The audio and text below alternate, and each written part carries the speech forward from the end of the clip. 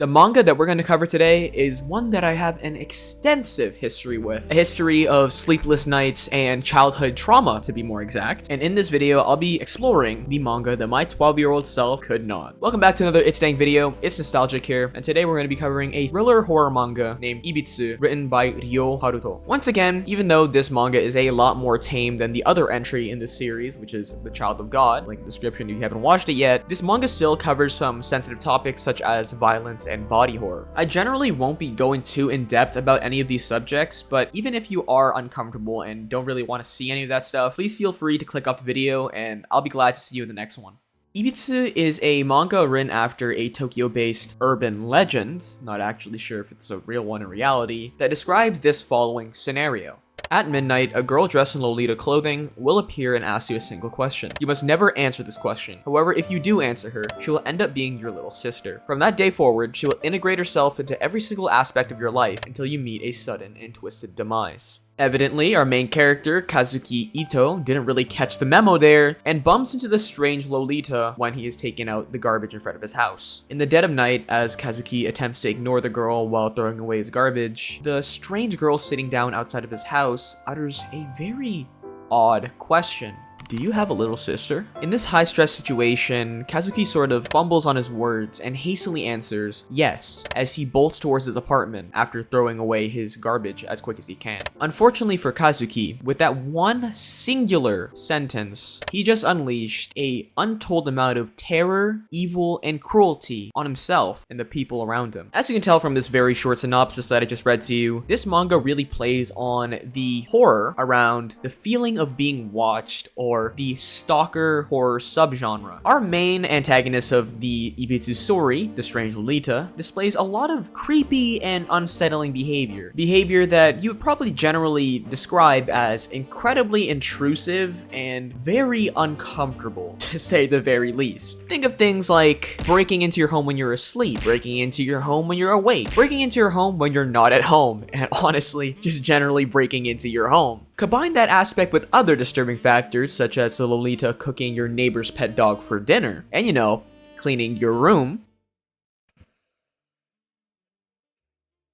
Honestly, that doesn't sound too bad right now, I'm not gonna lie. You sort of get the feeling, or at least the author's trying to get you to have this feeling, of the fact that someone near you, yes you, is watching everything you do in the most private parts of your life. Now let's try to dig a little bit deeper into the manga. Now I'm sure you already expected this answer, and it's also a shame that the manga that had traumatized 12-year-old Dang all those years back couldn't have been better, but Ibitsu as a story and manga can only be described as absolutely mid. Now in terms of story, I'm pretty sure any average Joe has probably recognized this plot line if they watch any sort of popular horror movie franchise or dabbled a little bit into the Halloween slasher flicks. For one, the whole urban legend thing is a very popular and classic horror trope in a lot of horror movies and just the horror genre in general. And you know, the whole stalker thing is basically seen in almost every single ghost movie and slasher film you can probably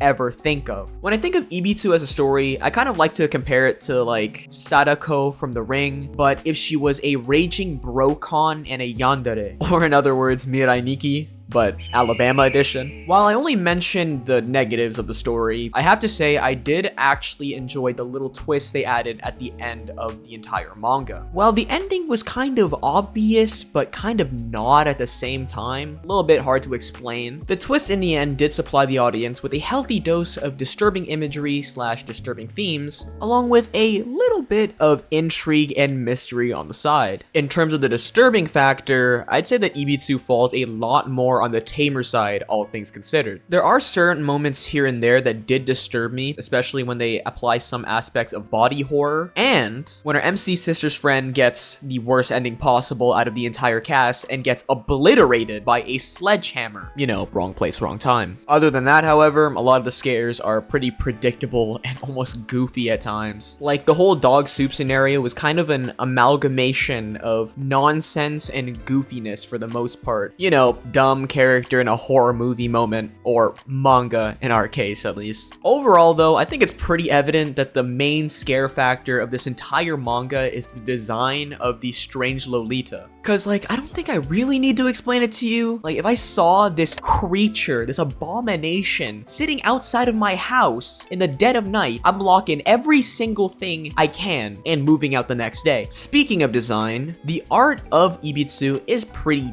decent. I did like the usage of some rough lines to make the creepy aesthetic in certain panels. But personally, between you and me, this is nothing I haven't seen before, honestly. Now to wrap it all up, Ibitsu. Is it worth your time? With Halloween coming up, people are looking to get into the festive spirit, you know what I mean? So Ibitsu is a pretty good pick since it's so easy and short to read, just for like a nice casual scare or something. Generally speaking though, if you're looking for something a little bit more compelling and a bit more of a unique horror experience, Ibitsu probably isn't for you. Alright, with all that being said, thanks for watching the video and I appreciate your time. If you want to support the channel, which would be appreciated, please like and subscribe. And if you haven't watched my other disturbing manga video, it will be linked in the description. If you felt underwhelmed about this manga, you definitely won't be underwhelmed with that one, because that one is something else, I have to say. And yeah, thanks for tuning in, and peace.